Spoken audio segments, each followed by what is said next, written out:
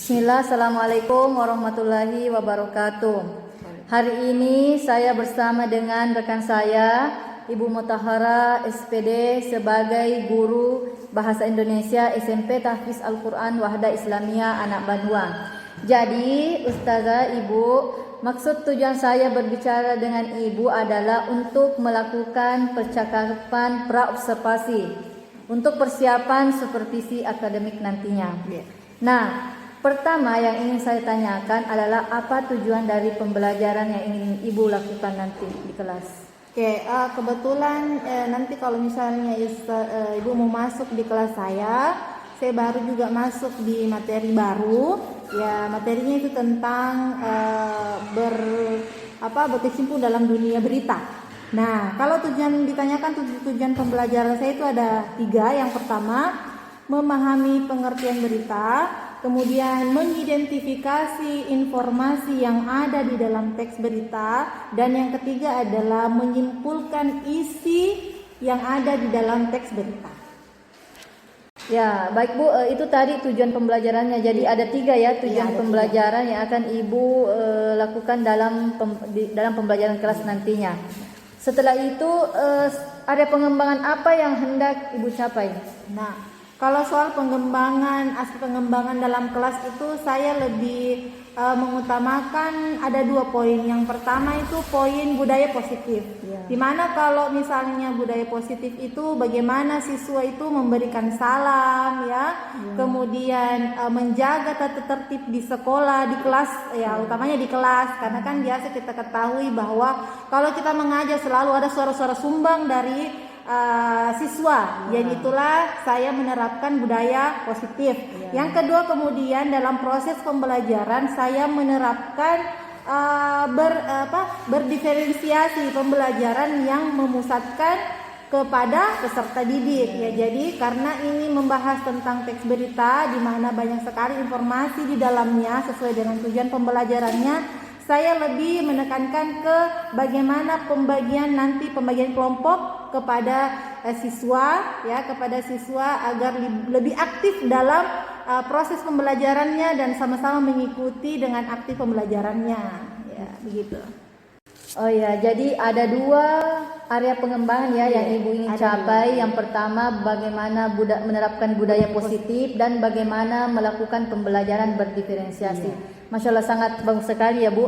Kemudian strategi apa yang kira-kira Ibu persiapkan? Nah, kalau strategi dalam pembelajaran itu saya pakai discovery learning jadi karena kalau bahasa Indonesia tidak terlalu banyak kecuali kalau misalnya pertama discovery learning karena memang tujuannya itu untuk berdiskusi, mencari informasi dan solusi dalam teks berita itu.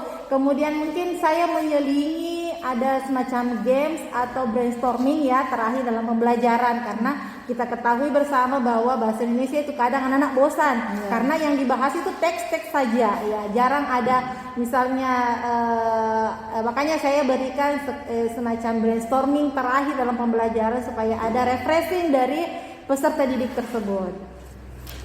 Ya, baik Bu, jadi itulah tadi tujuan, area dan strategi yang ingin Ibu sampaikan nanti di pembelajaran selanjutnya. Nah, kira-kira Bu, kapan nih bisa saya observasi kelasnya? Insya Allah hari Senin bisa. Ya, hari Senin karena kebetulan ada mapelnya di situ. Iya, hari Senin. Ada hari mengajar di kelas berapa Bu? Kelas 7. Kelas 7. Oh iya, Masya Allah. Ya, baik Bu, jadi saya menginformasikan akan mencatat kegiatan pembelajaran di kelas nantinya. Ya, terima kasih atas waktunya Bu. Assalamualaikum warahmatullahi wabarakatuh. Assalamualaikum warahmatullahi wabarakatuh.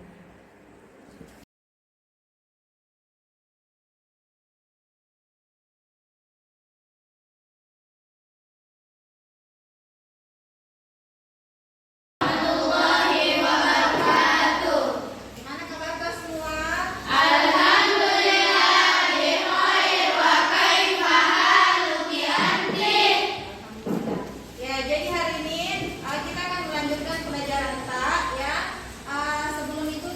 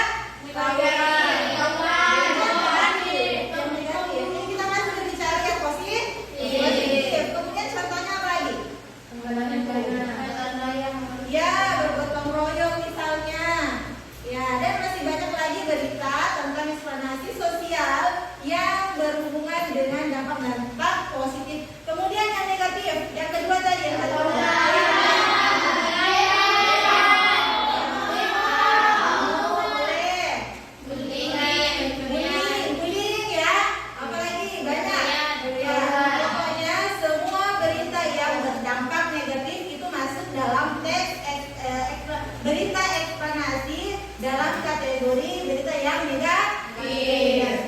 Oke, lanjut.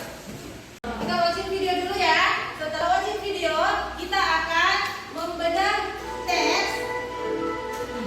teks berita ya. Ada teks berita yang akan Ustazah bagikan. Kemudian memasukkan isi berita di dalam unsur berita. Apa saja unsur beritanya? Yang pertama ada judul, kemudian ada yang ketiga ada berita, yang keempat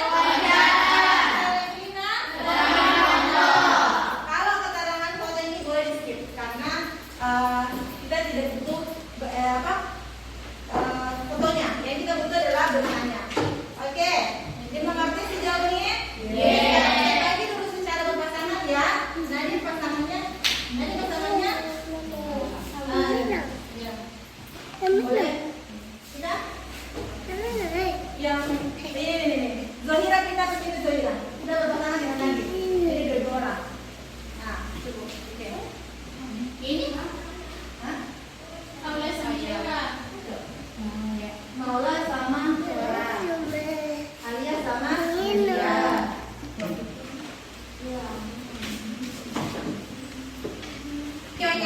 Ya. Kemudian nanti ada sesi bertanya. Jadi mengerti bagi apa nanti yang akan dilakukan. Paham? Banjir kali ini berbeda dari biasanya. Semenjak turun hujan, air menggenang dengan sangat cepat hingga ada pada tinggi 70 cm.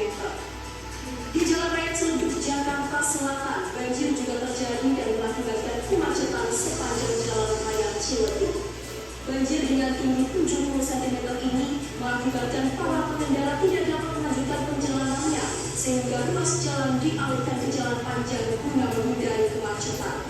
Untuk mengurangi banjir, petugas telah menyerahkan satu alat pompa air untuk menyedot banjir. Banjir di wilayah ibu kota Jakarta Selatan masih memprihatinkan. Kita beralih ke informasi selanjutnya.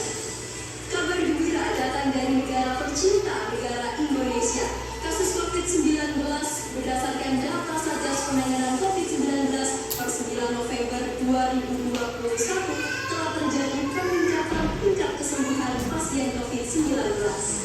Data yang sudah masuk pasien COVID-19 terletak pada angka 4.298.000 dan telah terkonfirmasi dari pasien yang sembuh dari COVID-19 ada pada angka 4.095.000. Hal itu dilihat dari gencarnya masyarakat Indonesia yang melakukan vaksinasi COVID-19.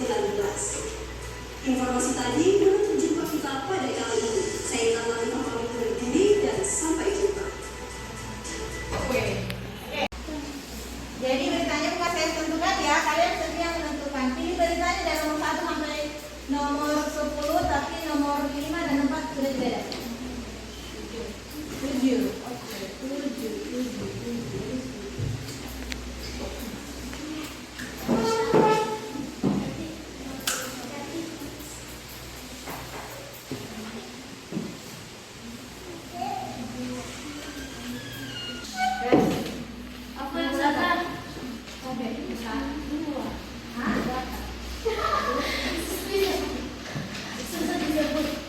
Yang ada di 2.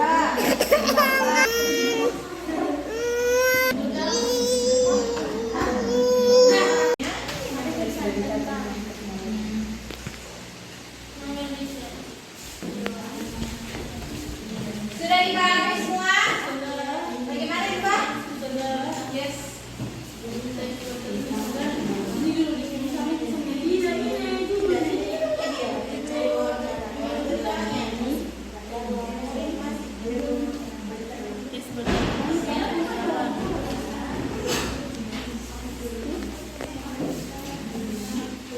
Dipahami semua?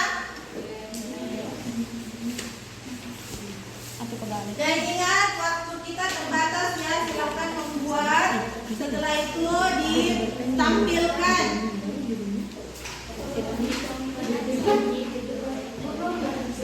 Assalamualaikum warahmatullahi wabarakatuh. Waalaikumsalam. Saya Rindia Putri Yasmin akan membawakan berita tentang Pasifik jadi kurang aman karena agresif Cina. Di data Hipkins itu disampaikan dalam acara tahunan yang